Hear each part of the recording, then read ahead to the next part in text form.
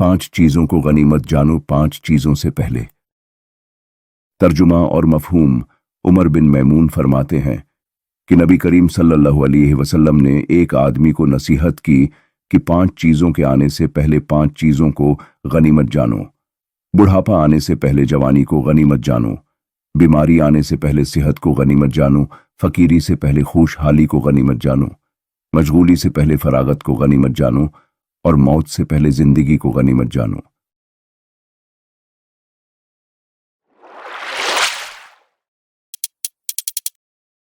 यानी जवानी में आदमी जो नेक काम कर सकता है वो बुढ़ापे में नहीं कर सकता। जवानी में किसी अच्छे काम की आदत डाल ली तो बुढ़ापे में भी वो होता रहेगा। इसी तरह सेहतमंद जिस्म जितनी और जैसी इबादत कर सकता है, कोई बीमार जिस्म वैसी इबादत या नेक काम नहीं कर सकता, खाह चाहे खाह ना चाहे।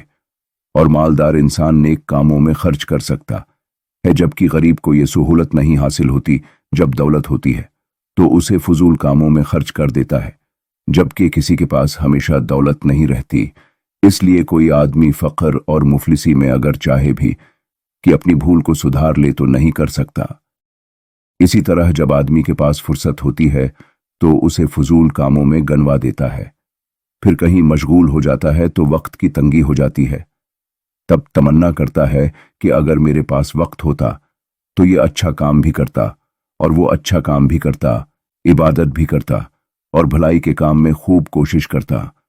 आम तौर से इसी हाल में मौत आ जाती है और कुछ किए बगैर ही दुनिया से चला जाता है, और फिर सिवाय अफसोस के कुछ बाकी नहीं रहता। इसी को फरमाया कि फराग का कबला शुगलक, यानी फुर्सत अल्लाह ताला की बड़ी नीमत है, इसकी कदर कर लो। बहुत मशहूर मसल है कि जब वक्त हाथ से निकल जाता है तो उसकी कदर मालूम होती है, लेकिन तब सिवाय अफसोस के और कोई चारा नहीं रहता।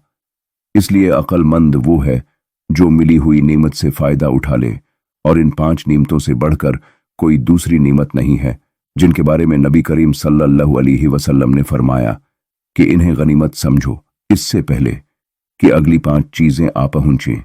बल्लिगु अन्नी वलाउ आया, फरमाया नबी करीम सल्लल्लाहु अलैहि वसल्लम ने कि मेरी बात दूसरों तक पहुंचाओ, चाहे कोई एक ही बात हो। इसलिए ये बात आप तक पहुंचाई गई। अब ये बात जिसके पास पहुंची है उसका फर्ज है कि अगले तक पहुंचाए, ताकि नबी का कौल पूरा करने वाला बने और दूसरे को भी बनाए। वमा अलैना इल्लल बलाग।